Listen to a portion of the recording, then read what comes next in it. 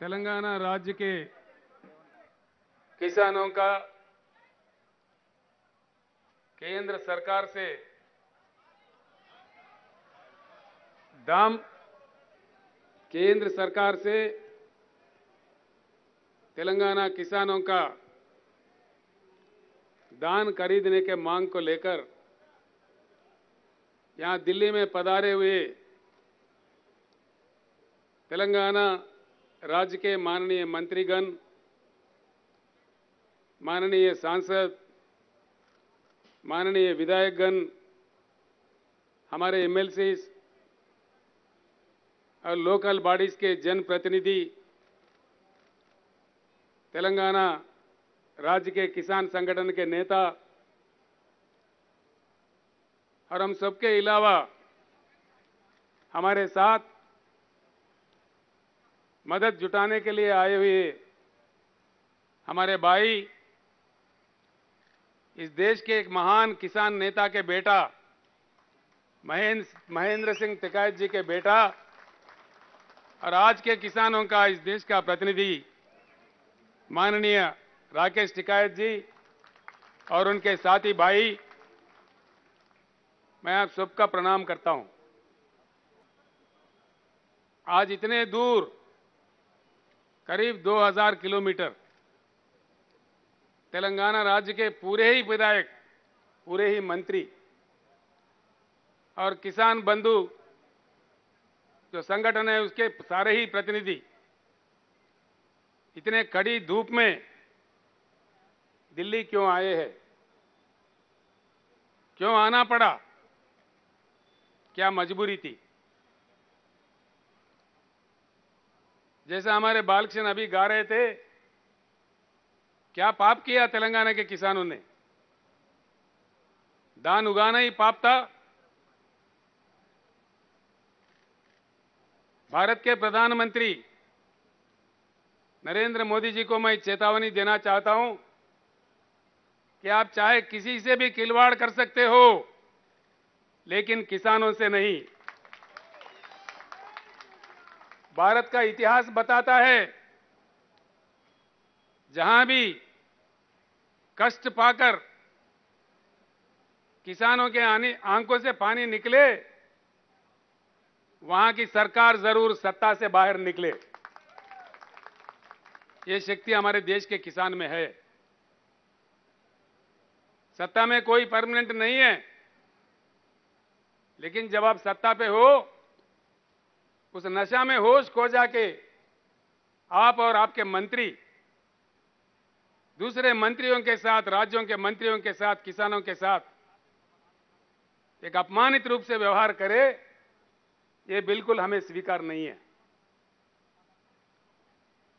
जब हमारे निरंजन रेड्डी जी, हमारे कृषि मंत्री और उनके साथ कुछ मंत्री दिल्ली में आए थे तेलंगाना किसानों को मांग लेके, यहां के आपके मंत्री पीयूष गोयल साहब का जो व्यवहार था बहुत ही बुरा था, बहुत ही अपमानित था।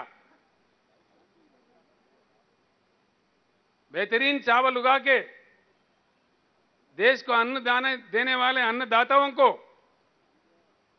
इस पीयूष गोयल जी ने कहा, भाई किनकी खिलाओ, किनकी खिलाओ, किनकी यानी के टूटा हुआ राइस के टुकड़े, बेहतरीन राइस उगा के देश को अन्नदान देने वाले किसानों को से कहा गया कि आप किनकी खाओ, तेलंगाना जनता को आदत डालो कि टूटा हुआ राइस खाओ। यह है मर्यादा। भारत सरकार का यही नीति है। जो भी एक न्यायिक मांग लेके आए, धर्म का मांग लेके आए, उसके साथ ये व्यवहार हो, ऐसा हो।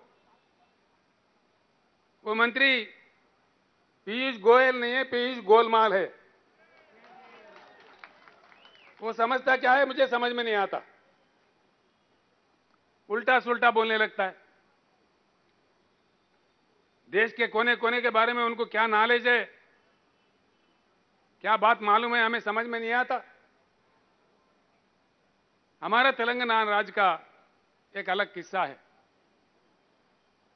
हम अपने अलग राज्य थे, जबरदस्ती, जबकि दिल्ली सरकार ने हमको आंध्र प्रदेश में मिला दिया। आंध्र प्रदेश में मिलने के बाद कई दुख हमें झेलने पड़े। जो प्रोजेक्ट हमारे लिए बनने थे वो बंद कर दिए गए। जो हमारे लिए शुरू किए गए थे कई दशकों तक उसको पेंडिंग रखा गया। किसान को ना नहर से बांध से पानी मिला, मजबूरन जमीन का पानी को ढूंढना पड़ा। आप हैरत करेंगे राकेश टिकैत जी, शायद ही तेलंगाना के मुकाबले में सारे देश में कहीं भी इतने बोरवेल नहीं होंगे।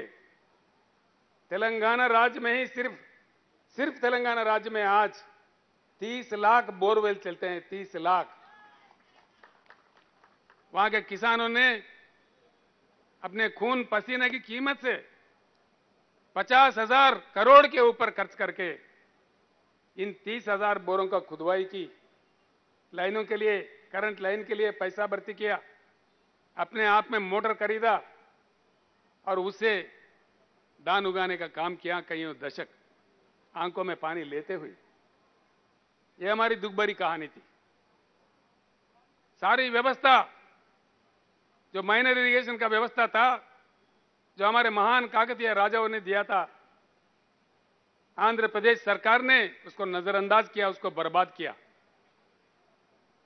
उसके बाद जमीन में पानी नीचे गया 800 फीट में, 1000 फीट में, 900 फीट में पानी मिलता था। खेत उगाओ, बीच अदर में सूख जाओ, बिजली 5-6 घंटा भी सही नहीं आता। अब क्या करे किसान। एक जिला है जी महबूबनगर, उस जिले का आबादी है 35 लाख। वहां से 20 लाख लोग पेट हाथ में लिए मजदूरी करने देश के कोने कोने में जाते थे। ये हमारा दुख था। किसानों के आत्महत्या हजारों की तादाद में, और किसानों के परी काम करने वाले जो दूसरे लोग होते वो भी बिछड़ गए। सारी ग्रामीण व्यवस्था में दुख ही दुख भर गया था, पूरे बिखर गए थे। तेलंगाना समाज में एक जबरदस्त शोक, उससे लेके तेलंगाना जनता 1956 से लेके 6 दशक तक अलग राज्य का मांग करते रहे। हम अलग राज्य मांगते हुए कई बार कई हमारे युवा शहीद हुए। 1969 के मूवमेंट में हमारे 400 युवा पुलिस गोली के शिकार हुए, मारे गए। कई लोग, लाखों लोग जेल गए। हम कई दुख झेले थे। जब इस बार 201 में ये गुलाबी झंडा उठा, फिर एक बार जय तेलंगाना नारा गूंजा, तो हमने काफी प्रयास करके पूरी देश के राजनीतिक दलों को समझा के मना लिया। काफी मशक्कत के बाद, काफी काम करने के बाद, 14-15 साल के लगातार लड़ाई के बाद 2012 जून देखो तेलंगाना राज्य बना। तेलंगाना 14 राज्य हमारा बना। आखिर हमारा सपना साकार हुआ। राज्य बनने के बाद वहां का जनता उनके प्रतिनिधि चुनने में टीआरएस पार्टी को वहां सरकार चलाने का आदेश दिया। हम जब से चला रहे, सर्वोच्च प्राथमिकता हमारा खेती किसानी पे था। हम सारे जलाशय, जो तालाब गांव-गांव में होता है, 46,000 तालाबों का पुनरावृत्ति किया मिशन काकतीय के नाम। अब वो सारे के सारे हरे भरे दिखते हैं। जमीन की पानी जो ग्राउंड वाटर है वो ऊपर आ गया। बिजली नहीं थी हमारे पास, बिजली की बड़ी किल्लत थी जब तेलंगाना बनी थी। काफी कोशिशों से कई हजारों करोड़ खर्च करके हिंदुस्तान का इकलौता राज्य, एक ही राज्य है आज हिंदुस्तान में 24 घंटा हर किसी को क्वालिटी पावर देता है। आज हम देखते हैं सारा देश में जंग, प्रधानमंत्री के खुद के गुजरात राज्य में भी किसान उमड़ पड़े हैं रोडों पे करंट का मांग करते हुए। सारे हिंदुस्तान परेशान है। लेकिन मैं फख्र से कह सकता हूं एक ही तेलंगाना राज्य है जहां हर किसी को 24 घंटा उत्तम दर्जे का पावर दिया जाता है।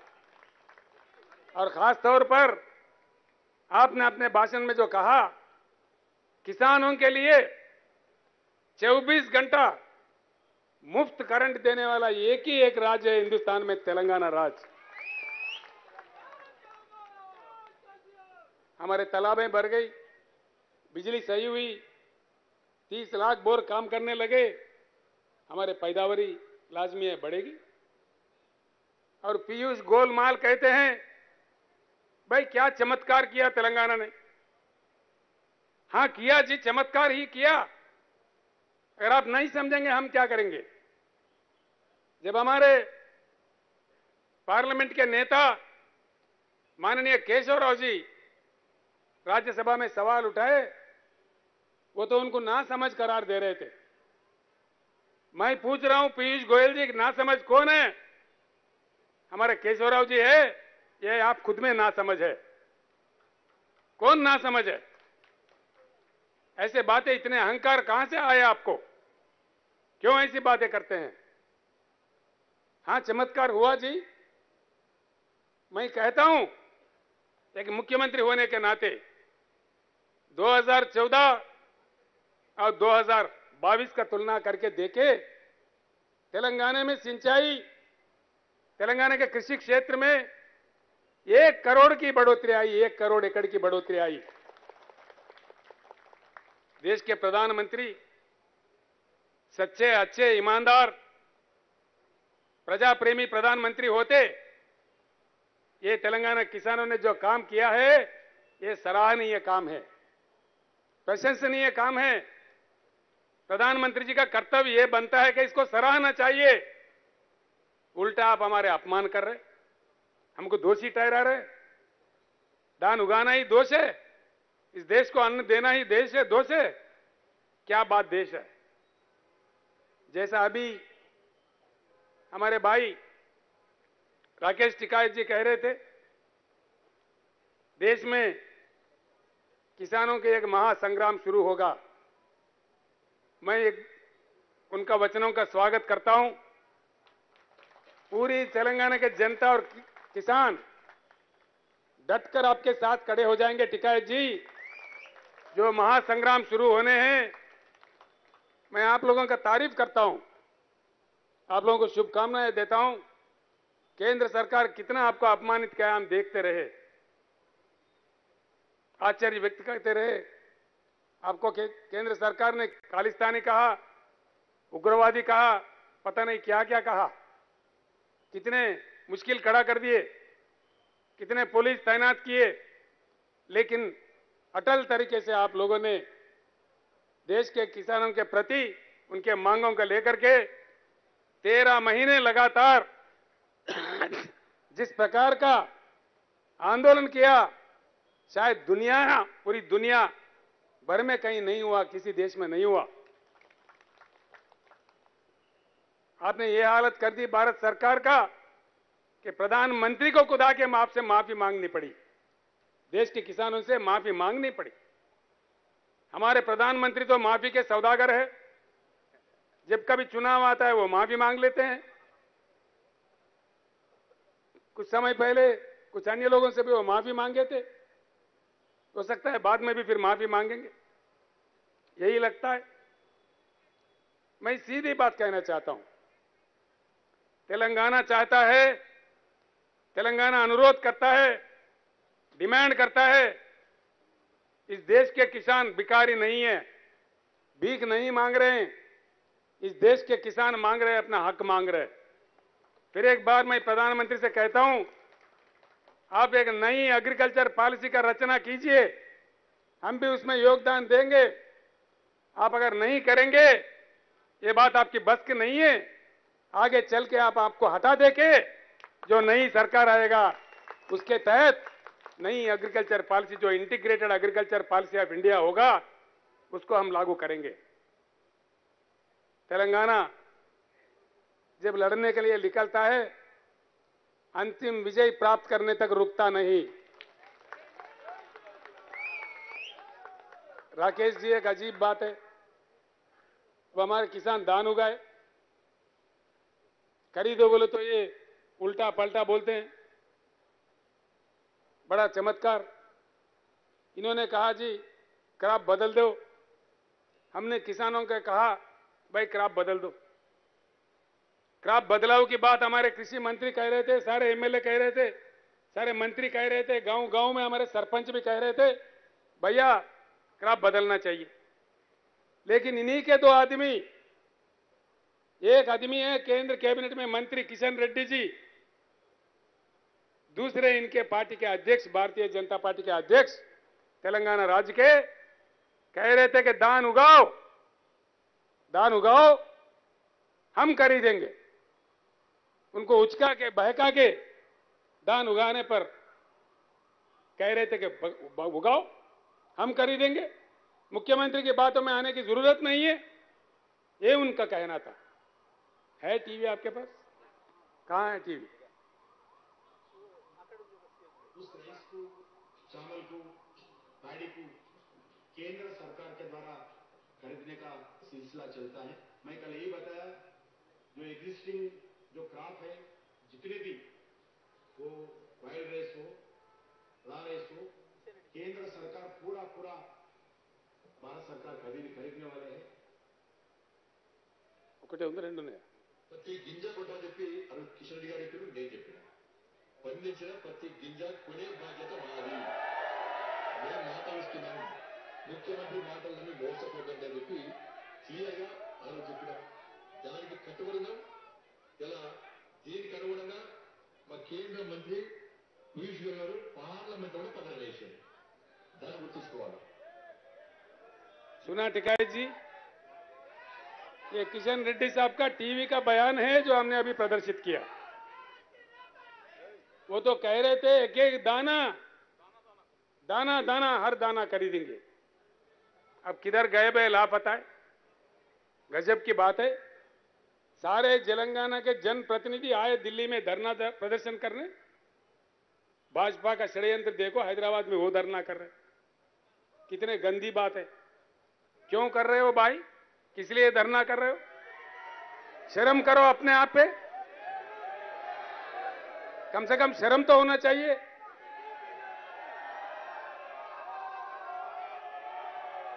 इतना बेशर्म भाजपा,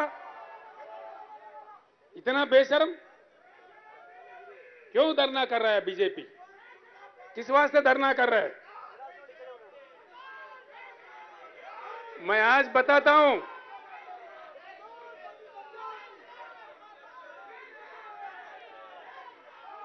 हम इतना कमजोर नहीं है।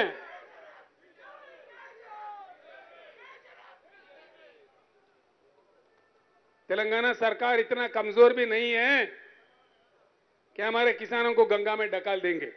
नहीं, ऐसा नहीं होगा। हमारे जान जाने पर भी ऐसा नहीं होने देंगे। बचा लेंगे हमारे किसानों को। लेकिन सारे देश को पता चले कि इनका व्यवहार कहां कहां क्या क्या चल रहा है, किसानों के साथ इनका व्यवहार क्या है। आपने सही कहा जी, बिल्कुल। आज का जो सरकार है षड्यंत्र वाला सरकार है, जनतंत्र वाला सरकार नहीं है। इतना बड़ा केंद्र का सरकार, इतने बड़े बड़े बातें करने वाले प्रधानमंत्री, तेलंगाना एक छोटा सा राज्य है, वहां के किसान का पैदावारी धान खरीदने के लिए केंद्र सरकार के पास या धन नहीं या नरेंद्र मोदी जी का मन नहीं। क्या नहीं? धन नहीं कि मन नहीं? तेलंगाना तो आपको वोट चाहिए, दान नहीं चाहिए। तेलंगाना से सीट चाहिए लेकिन दान नहीं चाहिए। यह आपका षड्यंत्र है या राजनीति है। जब आवाज उठा के मांग करे तो उल्टा आपके भाजपा को हैदराबाद में धरना पे बैठाए। शर्म करना चाहिए, शर्म होनी चाहिए। ये षड्यंत्र देश में आगे से नहीं चलेगा। हम जाएंगे जी, आज या कल निकल जाएंगे, इस समस्या का समाधान ढूंढेंगे, इसको निपटाएंगे और बाज़ाब्ता आके बाकी दिल्ली में बैठ जाएंगे। इस सरकार का क्या क्या नीति है, आप जैसे कह रहे थे, सारे राजनेताओं को इकट्ठा करेंगे, जोड़ेंगे। इस देश के किसानों को जब तक संवैधानिक रक्षा नहीं मिली, जब तक एमएसपी संविधान में ना आए, तब तक हम बिल्कुल आखिरी बूंद खून तक भी हम लड़ते रहेंगे, लड़ाई जारी रहेगा। हम सारे लोग, राकेश टिकैत जी, हम सारे लोग आपके साथ होंगे। जल्द से जल्द जो मुख्यमंत्री इस बात से सहमत है, जो राजनीतिक पार्टी इस बात से सहमत है, उनकी सारी सहमति से देश में एक ऐसी जलजला भूकंप पैदा करेंगे, ये पीयूष गोलमाल भागते भागते नजर आएंगे, बिल्कुल भागेंगे जी। हमने बहुत देखा जी, बहुत बड़े बड़े हिटलर चले गए, नेपोलियन चले गए, मुसोलिनी चले गए, ये क्या बात है? क्या ये 1000 साल रूल करने के लिए तोड़ी है? कोई परमानेंट है क्या? इतना अहंकार क्यों? किनकी कहो? मंत्रियों से कहते हैं कोई काम दाम नहीं है क्या? मंत्री क्यों आए? हफ्तों पर इनके दफ्तर में गए, वहां मंत्री लोगों को बिठा के 3-3 घंटा देर करके आते हैं ताकि ये चला जाए, उल्टा बदनाम उन पे लग जाए। यही इनका नीति है।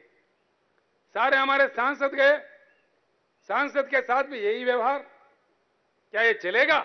ये नीति है, केंद्र सरकार चलाने का गंभीरता है, ये बात नहीं चलेगी।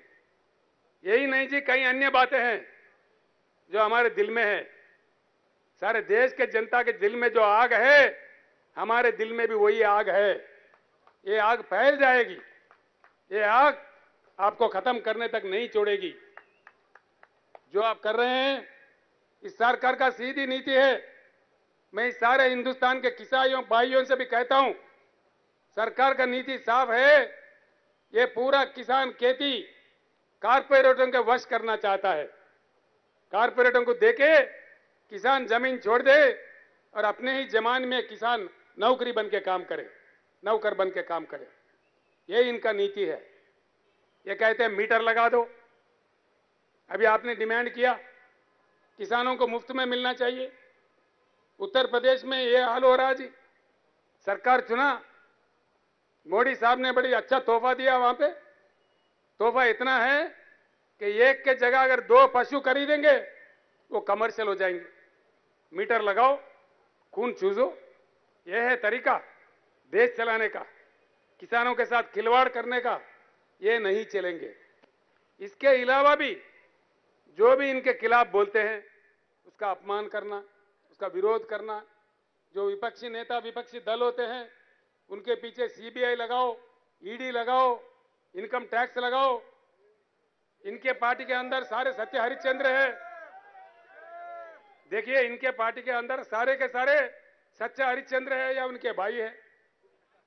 एक भी नेता खराब नहीं है जी।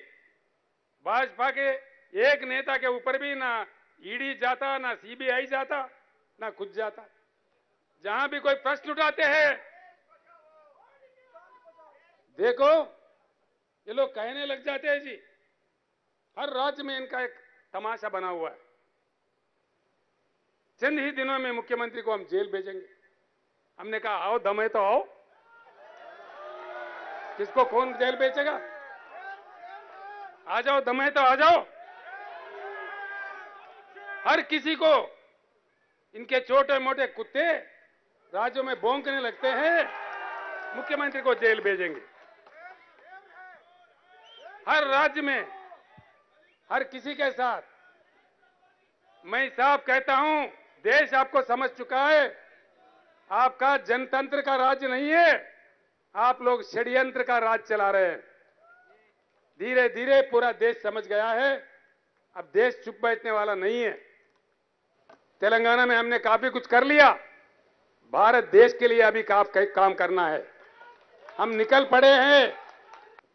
नरेंद्र मोदी जी को, पीयूष गोयल जी को मैं 2 हाथ जोड़ के प्रणाम करके तेलंगाना किसानों के तरफ से अनुरोध करता हूं, जैसे सारे जगह से धान खरीद रहे हो, तेलंगाना भी धान खरीदो। 24 घंटे हम इंतजार करेंगे। क्या आपसे कोई आदेश आएगा? 24 घंटे के बाद हम फैसला लेंगे।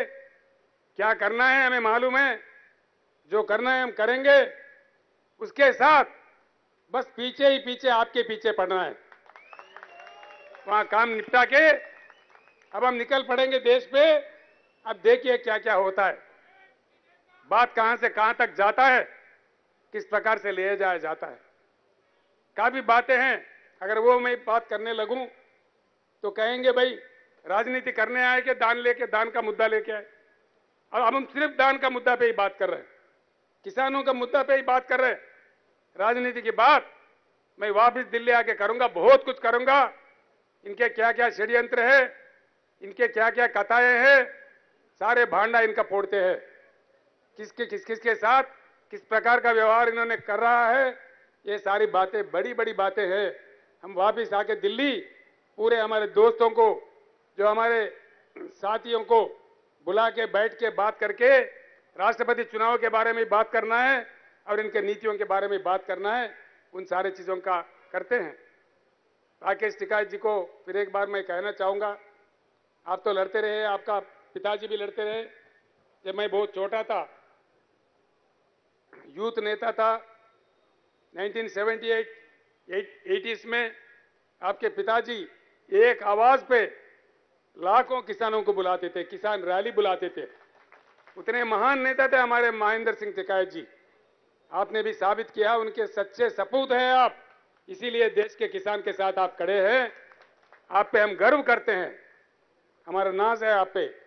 इसलिए एक ऐसा नेता अगर हो, संघर्ष करे, उनको जाना है। एक्चुअली राकेश टिकैत जी आज उपवास में है, वो खाना भी नहीं खाते। आज हर सोमवार को उपवास रखते हैं, उनका उसूल है। लेकिन मैंने रिक्वेस्ट किया, हमारे किसान इतने दूर से आ रहे हैं, हमारे सारे जनप्रतिनिधि आ रहे, आधे घंटे के लिए आप आना। 3:15 बजे का उनका फ्लाइट है, औरंगाबाद में महाराष्ट्र में किसी संघर्ष में जाना है, किसान संघर्ष में उनको मीटिंग में जाना है, उनको भी हमें विदा भी करना है। तो इसीलिए भाइयों, आपने जो कष्ट करके इतने तो दूर आए, हमारे को यहां विजय प्राप्त भी हुआ, नहीं भी हुआ, कोई बात नहीं है। लेकिन देश को एक बार बताना था कि तेलंगाना किसानों का मांग क्या है, हमने वो बता दिया। बाकी प्रधानमंत्री पे छोड़ दिया। प्रधानमंत्री का आदेश मिले धान खरीदने का, ठीक है, नहीं भी मिले तभी ठीक है। हम इतने गरीब नहीं हैं, अपने हाथ में समस्या समाधान हम ढूंढेंगे, कल परसों में उसका फैसला ले लेंगे। फिर उसके बाद अब इनके पीछे पड़ेंगे, सारे देश के किसानों के भलाई के लिए हम आगे लड़ते रहेंगे। जय तेलंगाना, जय हिंद।